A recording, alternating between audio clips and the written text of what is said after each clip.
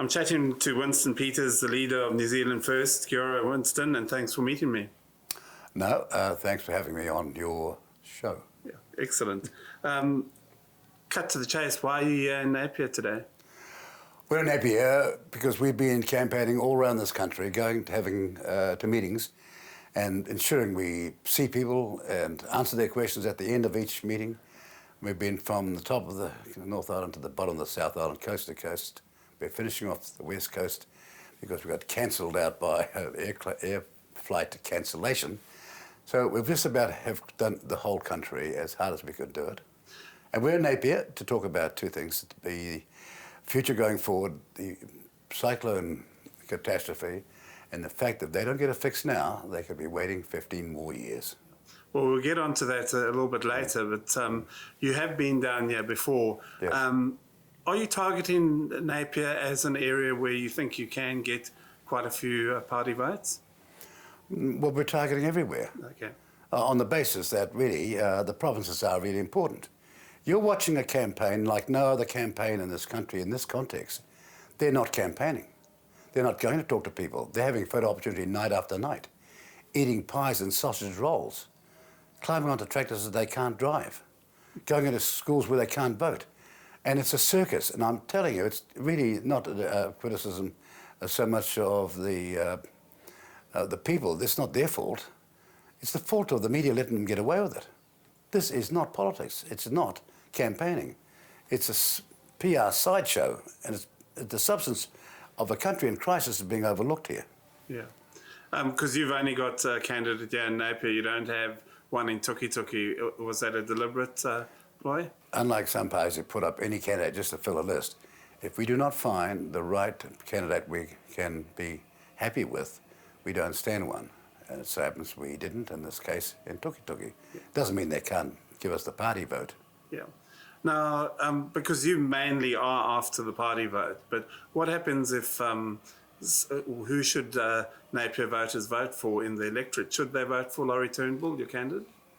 No, we're asking people to vote for the party. Give us the second vote, take out some insurance.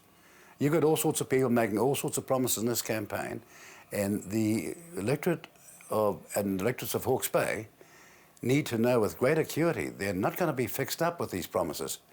I've just been out to see the kind of forward costings to fix up the stop banks and what have you, and the lost bridges and everything else, and they go into hundreds of millions. I've seen this before under the Christchurch earthquake. That was all those years ago, and here we are 11, 12 years on, not even fixed yet. Don't let that happen to the Hawke's Bay. People should take out a vote, take out some insurance here. Now you can say, well, you can vote Labour, you can vote National. Well, look at their record, both in the Christchurch and here. They've not even addressed the fact that some people are out there that need the job fixed now so they can have the next crop as soon as possible. Not wait another year, it'll be too late. Because you've been down quite a few times, so you saw the cyclone devastation afterwards. What's the difference? Have you seen much change, or is it? What do you think of the change? Well, I was out Puketapa way. I was staggered about what has not been done. Okay. Yes, surely some progress, but you can see a whole lot more is required, and commitments need to be made now. That's why this is a real important election, because you've got all those woke, nice-to-do things that seriously are not going to work. You've got parties promising tax cuts. We can't afford tax cuts until at least 1 April 2026. We've got a crisis on our hands right here, right now. Yeah. So what would you specifically do for the cyclone recovery that hasn't been done? Well, I'd find out what is an acceptable, achievable cost target and settle for doing that now. Because the sooner we do it, the better. We've got to build in resilience right now. I've been out to see the Provincial Growth Fund work. We started the Provincial Growth Fund, and those stop banks are critical now. And where we had them, they worked, and when we didn't have them, they didn't work. Yeah. So we've got something to speak about here, and we've got something. We were not saying to people, believe us. We're saying, by our deeds, you will know us, because we've already done it around this country. Yeah. Because the council, especially when it comes to the buyback scheme of houses and that sort of thing, they've made it a council-led The government has made it a council-led process, local first. Would you think that is working, or do you think central government needs to take more control of it? If there's one decisive development over the years, is that a bloated bureaucracy in Wellington doesn't know most times what it's talking about. Yeah. So you think it's good that it's local-led? Well, we've got to consult with local people to see what they want first. Not have a bunch of unaccountable, unelected bureaucrats in Wellington tell elected people what they should do. Go and have a look at Auckland. It's the result of decades and decades of experimentation, and the city of sales is now the city of snails. Doesn't it happen to you? No, as I mentioned, the big thing is the buyback, so the buyout of Category 3 homes. So a lot of people there can't live in their house. They've been told they're not allowed to live, but they're not happy with the buyout option and they want to stay there. Should they be allowed to stay there because they've been told they won't get any services or anything? Do you think it is their right to stay there? If the population, by way of the taxpayer from Invercargill to Kaitaia, is trying to help you fix this here, and I believe that's a responsibility because the impact happened here, then you've got to look forward and say, what's reasonable here? If we were to allow people to do certain things, which is likely to see a repeat catastrophe, how wise would that be? Now, it's a matter of consultation. I don't know the exact circumstance you're talking about, but surely there's a logic and fairness to this matter where the people who are subscribing your financial recovery also should have a say. Yeah. To be fair, if we were to repeat, Esk Valley happened in 1938. This is not a first time. No. The worst tsunami in the world happened in 1968, by the way. People got to understand that this has been going on for some time. And we have to build resilience. But resilience means able to handle worse circumstances safely in the future. Because there are two reviews that are underway, one local one and one national one, looking at the response. What is your sort of take on the civil defence response? I'm not prepared to give a judgment on that until I've looked at it seriously and asked some serious questions. The nature of any business, any venture in life, and indeed politics, is being able to ask good questions and never stop asking them until you got the right answer. Half the mistakes I've seen in my political career in politics is where people didn't ask the right questions, didn't know what the right questions were, and in the end they ended up with blowouts and all sorts of mistakes. Like a $29 billion light rail fiasco going on in Auckland. Yeah. We're out to 6 years, they haven't built 1 metre. I tell you what, I could fix up a lot of the Hawke's Bay with that, couldn't I? Yeah, you could. Now, another big issue that we find in amongst locals is the cost of living, as elsewhere, and many families are just basically struggling to make ends meet. What would New Zealand First do for them? Well, we won't turn around saying we're going to fix it like I'm seeing other politicians without the answer to fix it. First of all, it is a crisis. For 30% of New Zealanders, it's a disaster for them. They're hard up against and they can't make ends meet. There's another 40% who say, oh, we can make ends meet, but it's going to be so difficult. Now you're talking about 70%. It's not a squeezed middle, like some say. It is a whole lot of people facing a cost of living crisis, which has seen one supermarket chain make a 19% profit in the last 12 months, when inflation was running just over 6. 3 times more than the inflation rate. We need a full-scale investigation with the intensity of a proper inquiry into what they're doing and to bust up these duopolies, bust up their right to control the food supply to them and cancel other people out if they don't like them who are supplying food. This is a serious issue. And at the same time, I mean, a groceries commissioner promised by Labor 15 months ago to be in place 12 months ago, got put in place 1 month ago. Yeah. Powerless. Going to go around and make inquiries, but they're not going to pay any attention to him at all.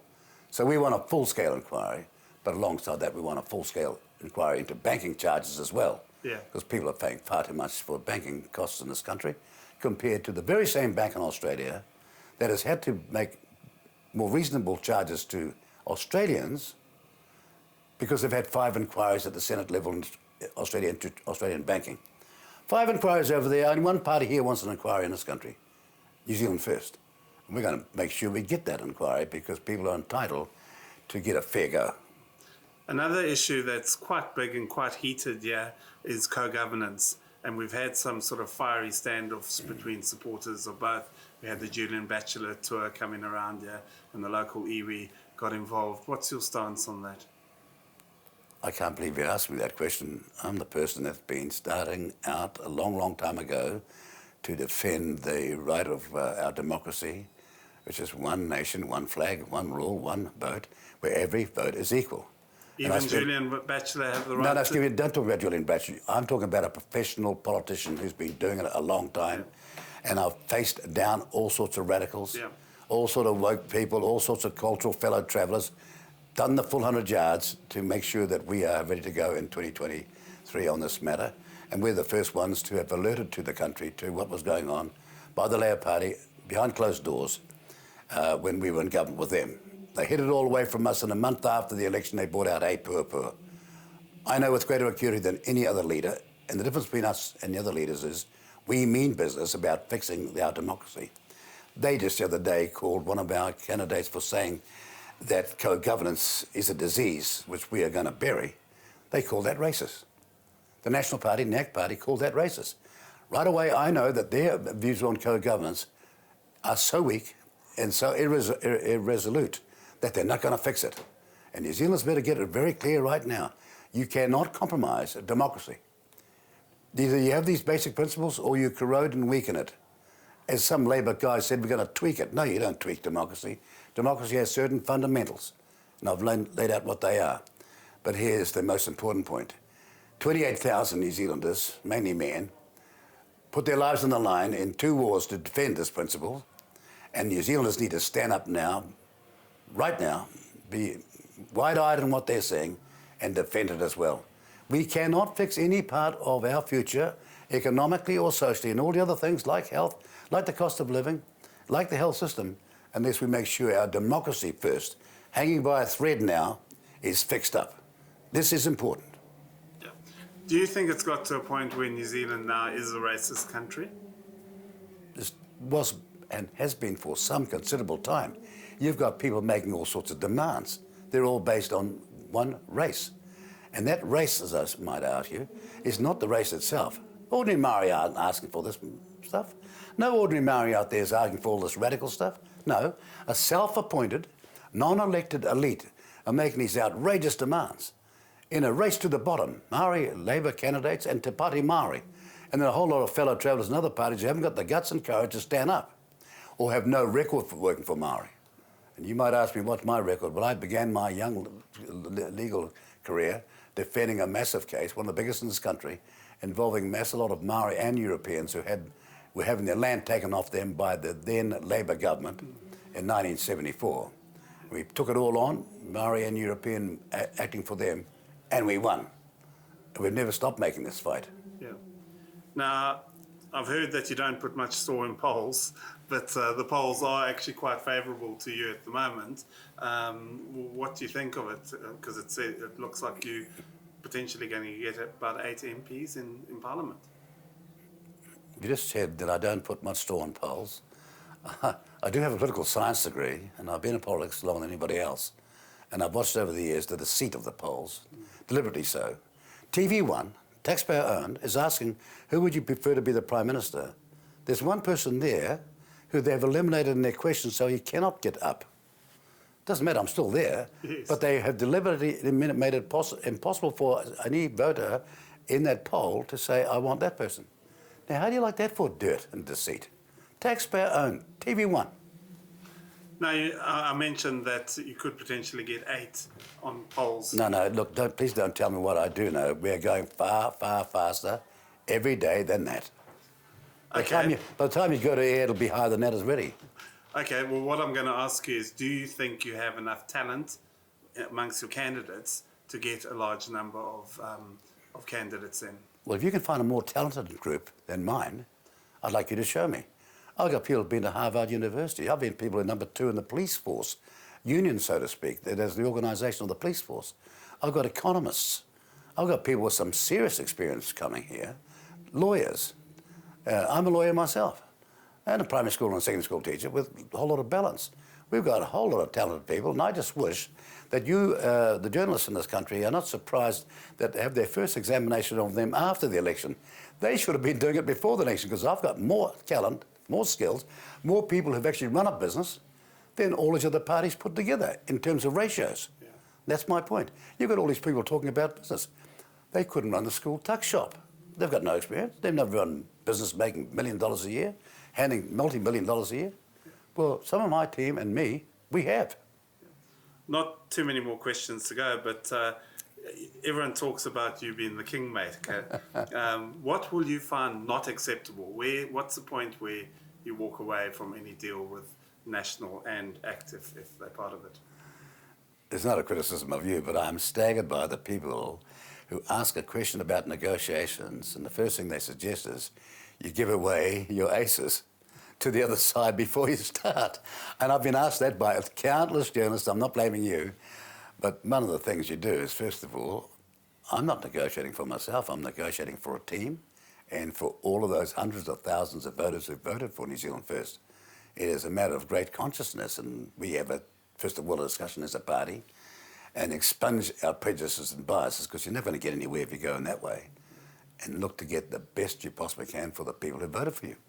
But I've ruled out one party. Labour, yeah. It's clear as daylight. Well, I made it clear, you don't lie to me. You don't think you go down the racist pathway secretly, like some Pandora's box behind my back when I was number 2 in this country, and when I was dealing with the United Nations, behaving like this is just disgusting.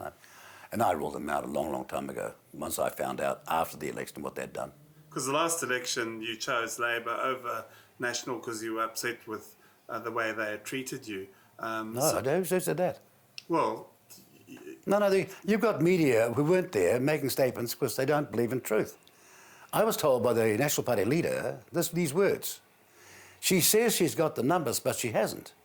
My first meeting, taken aside, before I even talked to National, they got the most votes, the leader, Bill English, tells me they're trying to roll him. This is the fact of it. Yeah. And Bill English he won't deny this. He might deny the way it was put to him, but he won't deny those critical words. I remember with great clarity. And I'm thinking, so I'm meant to be negotiating with you, but somebody who's not here is going to be the leader shortly. Yeah. How honest is that? Yeah. That shook my caucus, really. Now, you've been in politics for about 45 years, I think. No, I came to politics in 1978. 1978, I'll work that out as about over 40 years at least. And you could be having a really peaceful life now. Why do you keep going? Why bother with this? That's an interesting question, and you're quite right. But you know something? I have never seen this country in the state it is now. I've seen it have recessions. I've seen economic circumstances change. I saw the share market crash. I saw the Wall Street fraud that led to the 2008, 2009 crash. But what I'm seeing now is something far more sinister, and this country's at an inflection point. I've seen a full-scale attack on the thing that we take great pride in as only one of 9 countries with a proper democracy all these years since 1854. That's why I'm making a stand here, because I think it's all on the line.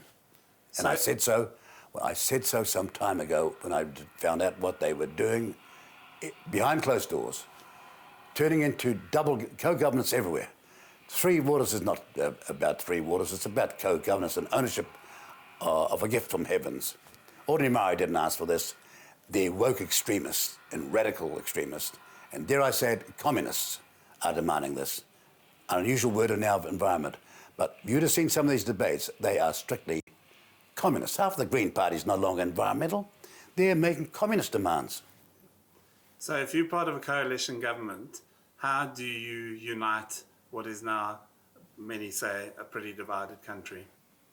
Well, first of all, you let them know that you woke elite that represent only about 3% of the population, claiming to represent the other 98%, 97%, have just not won. We've found you out. We're going to cauterize your activities. We're going to get back to talking to ordinary people in democracy, because they, in the end, not you, are the masters. And that goes all the way to the top to mainstream media ownership as well. You're not going to get bribed off and take a $55 million bribe when I try to stop it, and then try and smash Winston Peters out of the way. This is not going to work. Now, last question. Why should the people of Hawke's Bay vote for New Zealand First? Well, you got a whole lot of people here who are coming up to retirement and over 65 years of age, and only one party has ever defended the elderly against the numerous attacks of Labour and National since the 80s. Brought in the gold card, got rid of the surtax, restored superannuation when they were all on attack. And it's the only party that's defending that people can retire at 65 years of age because we can afford it. All the rest, they may say different things now, but they've always wanted to increase the age. Now, when things go bad in the economy, their record is to go straight for the young and the old. Be warned. And then for all those other ones in this country who belong to the provincial economy. Do you remember the National Party had the currency at 85 cents US, smashing rural provincial earnings? But at least it's in a better space now. And though the National Party has spent all its years claiming to represent the provinces, they are lions in the electorate and lambs when they get to Wellington. It's been a long, long record of that happening. You can vote for your local candidate, buy some insurance, party vote New Zealand First and get a double whammy chance of security. Who brought in the Provincial Growth Fund? The National Party called it a slush fund. Well, the coalition government brought it. It was Labour as No, well. they didn't bring it in at all. I'll show you the negotiating papers. A lie was made by Hipkins up north just yesterday that they did it. And I said, Hipkins, you free me up to release the coalition talk papers. You're lying. Everybody in Parliament knew that for 6 years. All the media knew for 6 years. The National Party found this laughable because they were attacking us. And all of a sudden, yesterday, he claimed it was his work. If it was his work, why do you take the Provincial Growth Fund $1 billion a year and now made it $200 million a year? You cut it by 80%. You changed its name because you didn't like it being called the Provincial Growth Fund. Now it's the Regional Growth Fund. And you gave it a Maori name as well. But you didn't give it the money.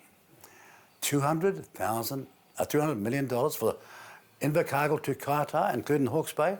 I saw a bill today that's going to cost you $150 million at least. Yeah. Mr. Peters, thank you so much for your time and all the best for the elections. No, thank you very, very much.